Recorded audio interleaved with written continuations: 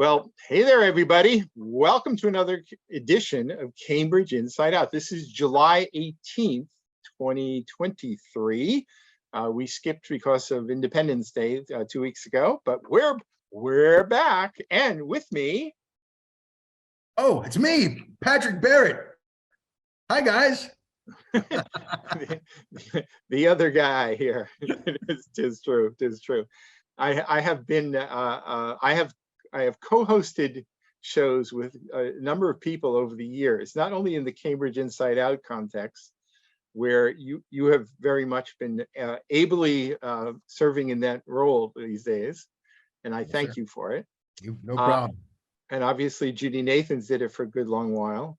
And prior to that, Susanna Sagat, right, who did a very laudable job. Had a lot more political connections than I ever did, actually. She was really quite good for that. But I also want to remind people in sort of the long view, which was that there used to be another Cambridge Inside Out long ago that was really done almost like McLaughlin Group style, that was really created by Glenn Kuchar. And amongst the panelists on that show were Marty Foster, Tom Rafferty, former Mayor Barbara Ackerman, and Saundra Graham. And I thought it would be appropriate to, and I also co-hosted a program on the municipal station. I think we were supposed to do 3, but we got cut short. And we only ended up doing 1. This was maybe about, I don't know, actually 10 years ago, something like that, maybe even more. And it was Saundra Graham, one other gentleman, and myself. So anyway, so Saundra Graham passed away recently, which was sort of a big moment. And I thought it was, I didn't go to the wake. They actually had a wake at City Hall in the Sullivan Chamber, which is, I think, as Saundra wanted it to be. But the interesting thing is that the following morning, there was a funeral service at Memorial Church in Harvard Yard. And what makes that kind of amazing, and it was really great. And I have to say, my tip of the hat to people such as Ken Reeves, Marjorie Decker, and really everybody who spoke there, because they really made it a memorable event. But one of the sort of interesting little sort of arc of history aspects of it was that Saundra Graham's former city councillor, Saundra Graham, former state representative, Saundra Graham, her first entree into sort of activism in politics was when Harvard University was sort of encroaching into the Riverside neighborhood, and they were trying to reach the Harvard Board of Overseers, and getting no success whatsoever. So she basically got fed up, this 4'11", 27-year-old woman from Riverside, and then went there with a group of people and busted up the 1970 Harvard commencement. Took it over, grabbed the microphones. When the president of Harvard tried to take it back, he said, you take that microphone, I'll punch you in the nose. Anyway, I thought it was a class act that Tom Lucy and Harvard University contacted her family and offered Memorial Church for this funeral service for Saundra Graham, because the commencement takes place on the steps right outside Memorial Church.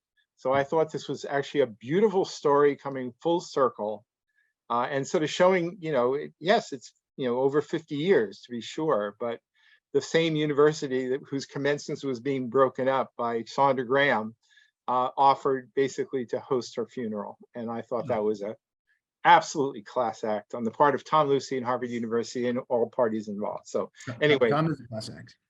Yeah. So anyway, I thought that was a memorable thing. I think sometimes, especially these days, since we don't really have a Cambridge Chronicle or anything, the passing of sort of significant figures in Cambridge history, certainly recent history, is often skipped. Like the death of Alice Wolfe not so long ago, the death of Sheila Russell. There was really nothing. So if you were looking through the historical record of significant passings, we're in a rather bad vacuum of the situation right now, where all you're getting is sort of like hit or miss type of coverage for things that are really significant and important in my view. So anyway, so Patrick, how are you? I'm doing great this summer. Actually, I've got a lot of extracurricular activities. I've decided that I'm not going to run for city council. much to the happiness of my family. Although we do have an interesting race afoot. Well, Mr. Winters. that indeed we do. And I have to say, you know, like in the spirit of full disclosure, you know, is that though, you know, some people think this is a wonderful outcome, some people think I'm nuts for doing it. I did indeed throw my hat in the ring. It can also be both. Yes, yes, indeed. Yes, indeed. But you know what, and again, the purpose of this program is not to sort of promote me really, but the thing is that it's worth noting that, you know, as we were heading into this year, you know, we had things like the review of the Cambridge Charter on the horizon. And I wasn't the only one who was a little concerned that that might head down a wrong track. Yeah. Right. So I think there are more than a few people who are already planning to, you know, sort of do something to sort of emphasize that topic because it's pretty important. The other thing is there were multiple vacancies, and I can certainly say that there were people sort of shaking the bushes all around town, asking people, "Would you be interested in being a candidate? Would you be interested?" And they weren't getting too many fish on the line, you know, quite honestly. We don't seem to get a strong talent pool, and we don't have a strong bench. And as when I say we, I mean the city of Cambridge. And what winds up happening, as you well know, Robert, activists are the primary go-tos for council runs. And whether you're an aggrieved member of a neighborhood group is usually a good launch pad for you. Right now in particular, we're in a moment where this last session of the council, I'd say, has probably been the worst in history. At least my short history of being here, only 15 years. And I think people are alarmed at the power grab by the council, I think, is the biggest sort of eye opener to some.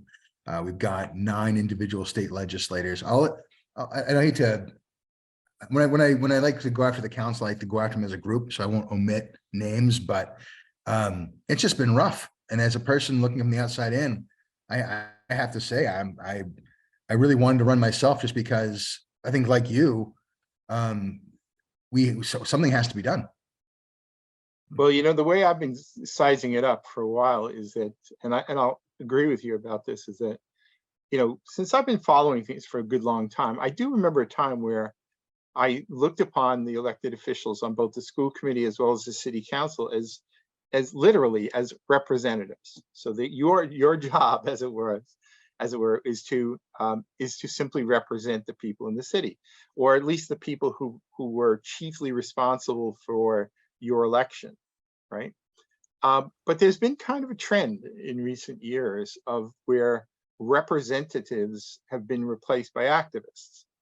So, and what I'd call small d Democrats, meaning people who just believe in listening and in responding in a good democratic tradition, you know, have been replaced by so-called progressives who basically think they know all the answers, and then they're just going to do it and let the people catch up to them. And I think that's become a real problem, because not that I'm saying people shouldn't sort of be forward-looking at all, but the thing is that getting ahead of the people of the city is not particularly a wise idea, whether it's having to do with either some of the energy-related matters or transportation-related matters. It's like, yeah, sure, if you've got a good idea, pursue a good idea, but check in with the people. It's not a bad idea, you know. Not a bad idea indeed. Yeah. Anyway, sort of in that spirit, I thought maybe it would be appropriate, and I'm going to do the old shared screen here, just to sort of talk through about, you know, who's in, who isn't here. We can also talk a little, if you wish, about, you know, some of these sort of odd controversies that have been emerging in the last few days. Oh, you know, I want to talk about that. Okay, but just to sort of say the essential thing is just in order in which people pulled the papers. There was, you know, and the first day you could pull papers was July 3rd. So the first person to pull papers was Joe McGurk, who ran 2 years ago. Then our current mayor, Saundra Graham. By the way, for those who are seeing this on the screen, I have in bold the ones who have now turned in sufficient signatures to have made it to the ballot, right? Everybody else still collecting signatures. So it's Joe McGurk, then Saundra Graham, Aisha Wilson, who's currently on the school committee, as everybody knew was going to happen, declared for city council. Yeah. Mark McGovern also seeking re-election to this Cambridge City Council. A gentleman named Vernon Walker, or the Reverend Vernon Walker, from 165 Main Street, has pulled papers, so he's in the mix.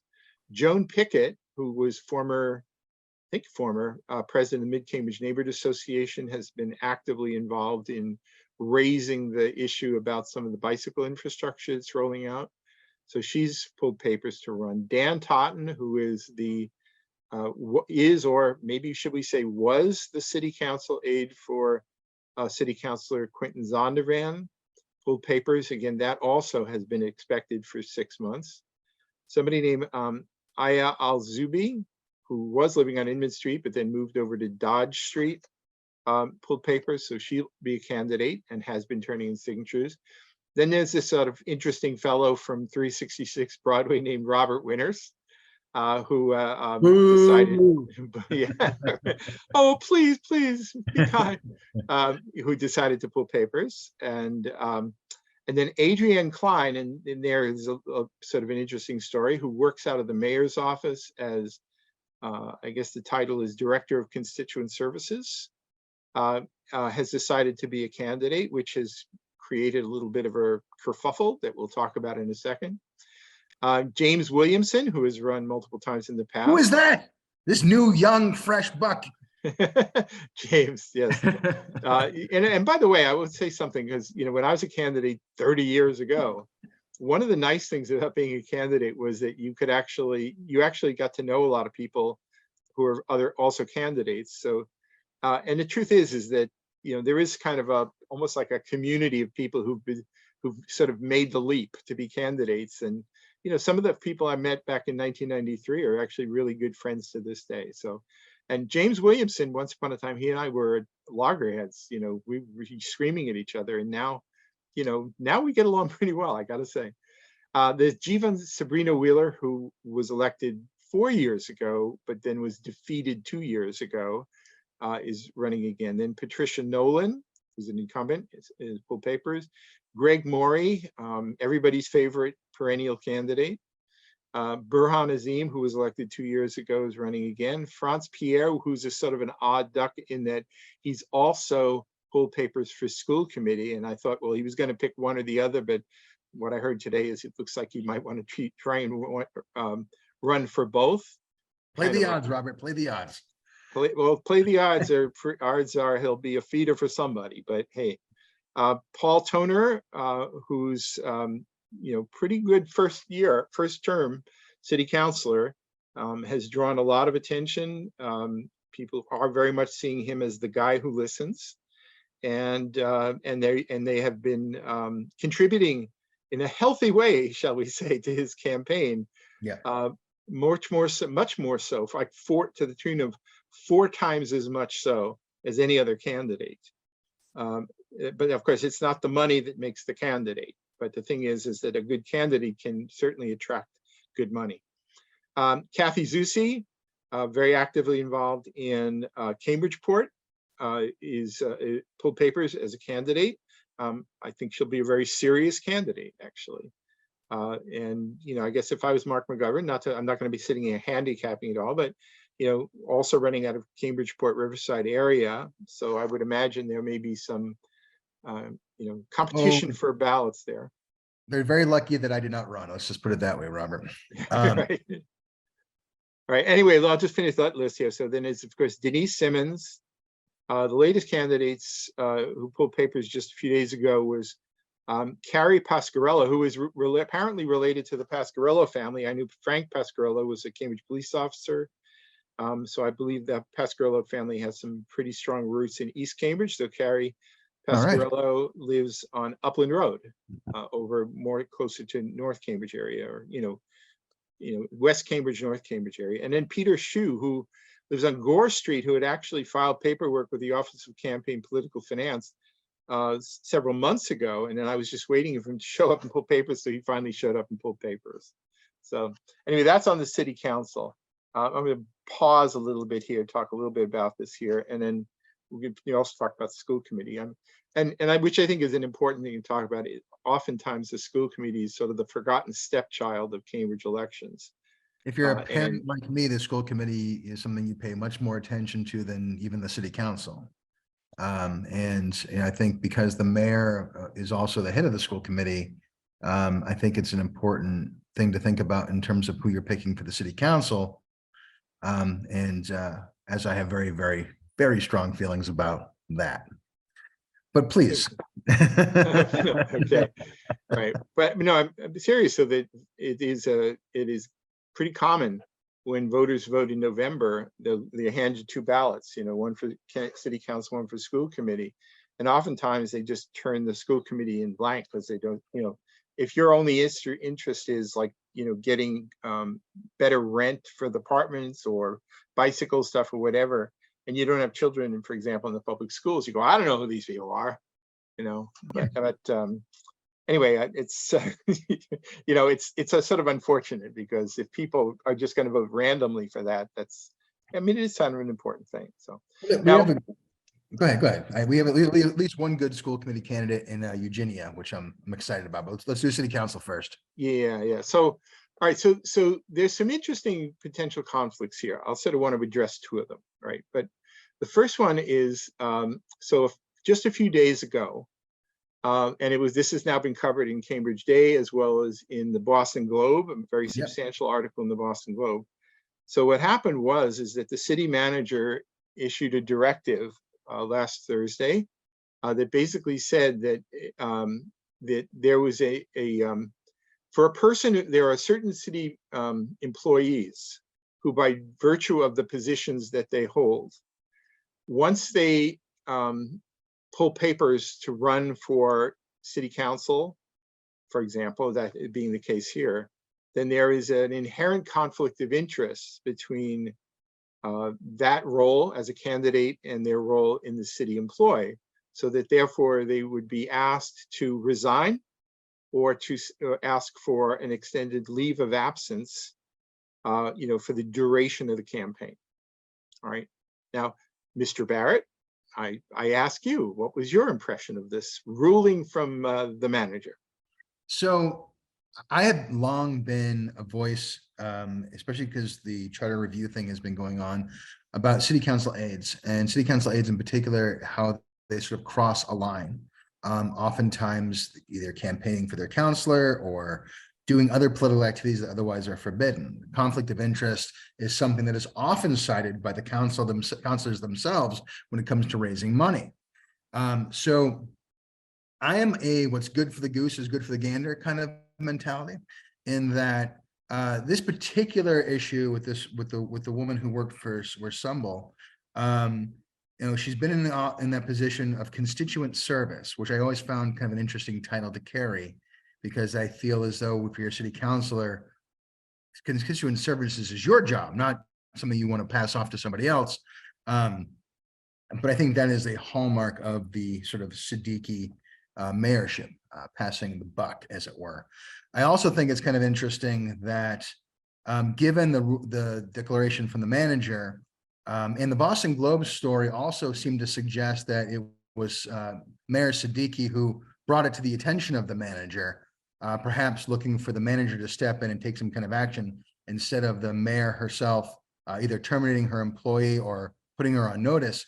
Again, very on brand for the Siddiqui mayorship. I think it's, for the general public who doesn't really engage in this, we don't want our elections to be a joke. We don't want our elections to be this sort of small town insider game. And I think if you're going to have a rule, the councilors are the first ones that should be enforcing it.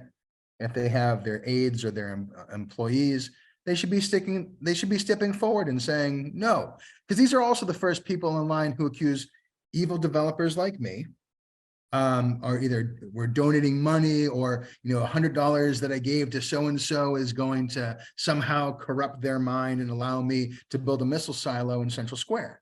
And it's, if it works that way, it has to work the other way too, in my opinion. So in this particular instance with Mayor Siddiqui's employee, she should have fired her, or at least put her on notice. And she didn't do that. But you know, she's not the, you know, this woman who works for Sunbelt is not the only person who works for city government who's also crossed those lines. So I think like having a nice transparent conversation about that is maybe helpful. But if you're the average voter, are you going to know any of this, Robert? If you're like, you know, if you're maybe you accidentally came across a story in the Globe, you're like, oh my God, we have elections. So I think like, I don't believe in any of this conflict of interest stuff really melts the minds of people. I do think that once you're getting a paycheck from the city of Cambridge, that you should be holding yourself to a higher standard. I haven't seen that really happen, especially with council rates. Yeah, I'll chime in on this a little bit here too. You know, maybe it's as a candidate myself now, I have to sort of tread a little bit more carefully. Oh, I'm watching perhaps. You, buddy. I'm watching you. Right. But you know, over 20 years ago, when they created the city council aide positions, I said there is an inherent conflict in these positions. And you know, with a few exceptions, like Craig Kelly, when he hired actually 2 different aides, he resisted having an aide entirely for a while.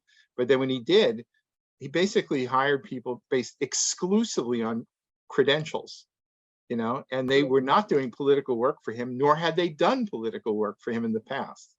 And so he was a real stand-up guy about that. I think Will Durbin, that's who you're referring to. Hey, Will, and then the other fellow who followed him as well. I mean, I thought they were just top notch. Really. Will was a class act through and through. I didn't know his aide after that, but Will was always on the up and up. Right. But the thing is there were people, you know, up and down. I have witnessed people who were actually on the city payroll. Now, of course, what they'll say is, well, I was off the clock then. But what they were doing was actually acting on behalf of the campaigns, political campaigns of the people for whom they were working. Robert, set your face to stun and shocked. I, Patrick Barrett, citizen, have been threatened by city employees and council aides who've threatened to use the power of the city to do terrible things to me. Could you imagine? I can imagine. So, like, this but you know, it's you know, without getting into all the individuals here, but you know, whether it's something as simple as holding signs for them or I've actually seen city council aides off the clock coordinating campaign events for their city councilors, you know, and being involved in political endorsing organizations in extremely active ways, looking out for the political interests of the councilor for whom they are working, paid for by my tax dollars. And I have seen this going on now for really close to 20 years. So, you know, whether this was the right decision or whether the timing was good or bad, you know, I got to tell you, I'm kind of impressed that the manager sort of did what he did.